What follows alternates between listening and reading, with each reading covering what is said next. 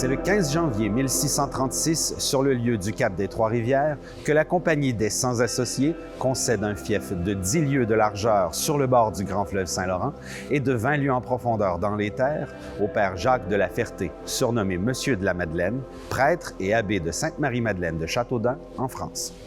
Pour ceux qui sont moins familiers avec la mesure de la lieue française, on peut visualiser que le fief s'étendait de la rivière Saint-Maurice jusqu'aux abords de Grondines et du fleuve Saint-Laurent jusqu'au lac Mekinac en profondeur dans les terres.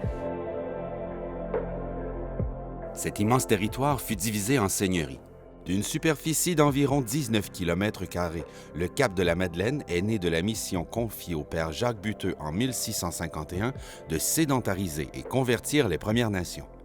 Après avoir fait des démarches sur le vieux continent et au poste de traite des Trois-Rivières, où il avait la charge spirituelle, Jacques Buteux réussit à recruter quelques colons pour s'y installer.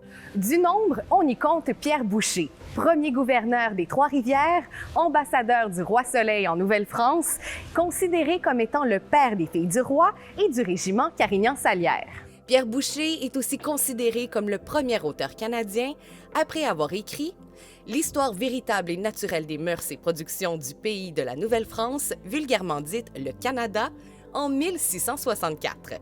Il quittera la Mauricie en 1667 pour aller fonder la seigneurie de Boucherville, qui deviendra le premier rempart de défense de Ville-Marie, Montréal. Suite à des tensions entre les Jésuites et l'administration trifluvienne, cette dernière voulant développer la rive gauche du Saint-Maurice pour y faire du commerce, Jacques de la Ferté concéda le 20 mars 1651, par acte de donation entre vifs, une étendue de terre, eau et forêt de 2 lieues de long sur la Grande Rivière depuis la rivière Saint-Maurice et de 20 lieues de profondeur dans les terres avec droit de seigneurie et droit d'en disposer comme bon leur semblera. Cette lettre deviendra l'acte de naissance du cap de la Madeleine. La seigneurie a été développée dans 3 secteurs, le fief à l'ouest, le fief Sainte-Marie, ainsi que le fort Saint-François. Bien que l'histoire du fief à l'ouest reste encore à découvrir, celle du fief Sainte-Marie et du fort Saint-François regorge d'anecdotes intéressantes. Le fief Sainte-Marie, mieux connu aujourd'hui comme Sainte-Marthe-du-Cap, était le fief de Pierre Boucher. Quittant la gouvernance de Trois-Rivières, qui ne représente plus son idéal de seigneurie, certains oseraient même dire que les trifluviens étaient des paresseux et des bons à rien.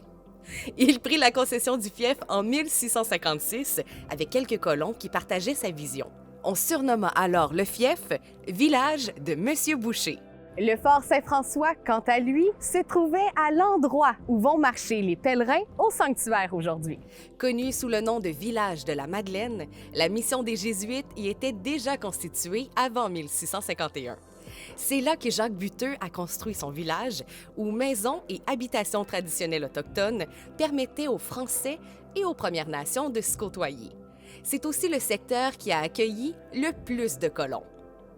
Les anciennes seigneuries ont laissé des marques dans le patrimoine culturel, que ce soit la toponymie, les paysages, les bâtiments, dans des personnages, des lieux, des événements emblématiques ou symboliques. La seigneurie de Cap de la Madeleine a appartenu aux Jésuites jusqu'à la fin du 18e siècle, alors qu'à la suite de la conquête de la Nouvelle-France, biens et possessions de la congrégation, en voie d'être dissoutes, furent confisqués par les autorités britanniques. Le gouvernement a alors formé une commission chargée de gérer les anciens biens des Jésuites, dont la seigneurie du cap de la Madeleine, jusqu'à l'abolition du système seigneurial en 1854.